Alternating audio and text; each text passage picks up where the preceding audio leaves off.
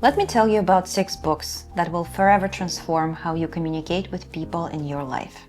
They cover a wide range of topics: finding love, dealing with sexless marriage, resolving conflict, being more empathetic with people whose brain works different from yours, and being more careful with those who are toxic and suck the life out of you. By the way, if you're new here, my name is Masha. I live in San Francisco with my cat, and here on this channel we explore ways to live happier, healthier, more fulfilling life. How to Not Die Alone by Logan Ury. I know the title might sound a bit dramatic, something that Bridget Jones might read, but don't let it discourage you from getting value from this book. The author, Logan Ury, is a behavioral scientist and a dating coach, and also a director of relationship science at a dating app Hinge. This book covers all stages of romantic relationships. It encourages you to stop treating romantic love as something that you just stumble upon by pure luck and then maintain effortlessly. Instead, it teaches you how to approach relationships as a thoughtful process, where you use good judgment choosing a life partner and navigating life with them. I personally think this book is absolutely amazing. I keep coming back to different parts of it depending on my current life situation. It brought a lot of clarity into my decision making, especially around evaluating whether a certain person could make a good life partner for me. Highly recommend. Mating in Captivity by Esther Perel. You got into a committed relationship and stopped having sex. You got married and stopped having sex. You had a baby and stopped having sex. Psychotherapist Esther Perel shares anonymous real stories of her patients who ran into issues of sexless relationships and how some of them successfully made it to the other side. The core idea of this book is the things that make love safe and secure are often the same things that kill desire. It helps answer the question, how can I want something I already have? Whether you're single right now or in a relationship, this is a must-read if you want a satisfying sex life with a long-term partner. The Let Them Theory by Mel Robbins. People don't always treat you the way you want them to. You might be able to force a child to change their behavior, but not an adult. At least not in a lasting way. Adults only do what they really want to do. You might be able to guilt someone into treating you better or behave a certain way, but at the end of the day, if they don't have the intrinsic motivation to change, they will go back to their baseline. Let them. Let adults be adults. Let them show you who they really are and how much they actually care about you. And then decide what you're going to do with that information. Don't manage other people's emotions for them. You're robbing them of an opportunity for personal growth. Not everything you do will make people happy. Let them be pissed at you. Not everyone will choose you, commit to you, love you. Let them feel what they feel. Don't expect someone to know what you need. Clearly communicate your needs and then observe their behavior. Take control of your emotions. Respond, not react. Let people in your life be who they want to be, but don't ever accept less than you deserve. Someone will always be disappointed with your decisions. Just don't let that person to be you. By the way, if you like this kind of videos, please subscribe. It costs you nothing and really helps the channel. The next conversation, Argue Less, Talk More by Jefferson Fisher. I have an entire video dedicated to this book because I think it's just brilliant.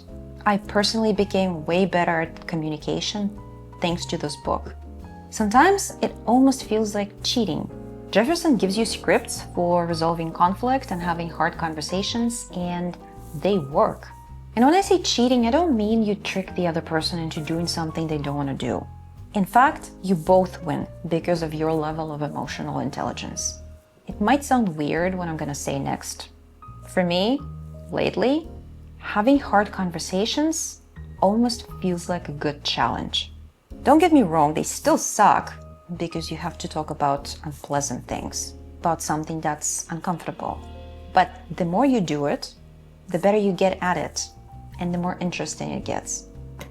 Before having a tough conversation, you take mental notes about what kind of tools or strategies you might employ, and then you go practice. And I'm not a psychopath. I don't go looking for trouble, fabricating those conflicts just to practice. What I noticed was that I avoid conflict less. I don't stay stuck in uncomfortable social situations for as long as I did before due to lack of tools and courage, which practice gives you. Read the book. It's good stuff. It's Not You: Identifying and Healing from Narcissistic People by Dr. Ramani Durvasula. Narcissists are everywhere. You date them, you marry them, you're raised by them. Sometimes you are them. And here I'm talking about people with narcissistic personality type who are far enough on the narcissistic spectrum to ruin your life, but not quite enough to be officially diagnosed with a mental disorder by a psychiatrist. When you don't know yet what you're dealing with, narcissists are confusing. You start to question where you're going crazy. This book has been so validating, speaking from experience. Our society is actually very supportive of certain extremes of this personality type. These people are often very charming, successful, and good-looking. Due to being extremely self-absorbed, they put a lot of effort into how they're perceived by others. The worst thing is, often enough, you're the only one who is getting the shitty treatment because behind closed doors, they show their true self. Just for you. This book provides a broad range of personality traits to look out for, and if you recognize that you're dealing with a narcissist, it provides you with a lot of strategies to make it out alive, recover, and know better next time. ADHD is Awesome: A Guide to Mostly Thriving with ADHD by Kim and Penn Holderness.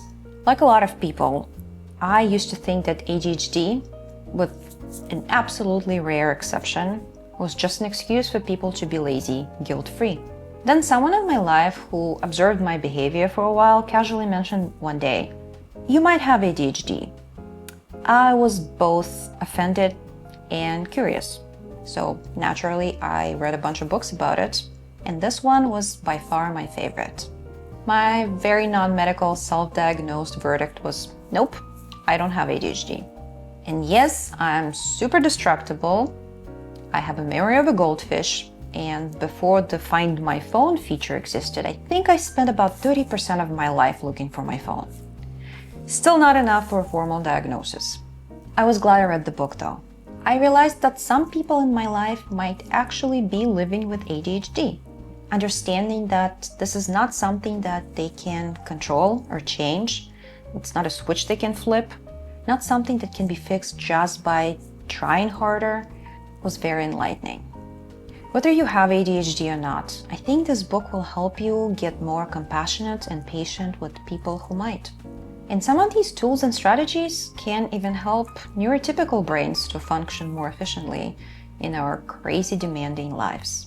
These were my favorite 6 books that helped me understand my relationships better. I'm curious, which ones would you add to this list? Add the comment below, and if you want to learn more, check out this video where I talk about the next conversation book in more detail.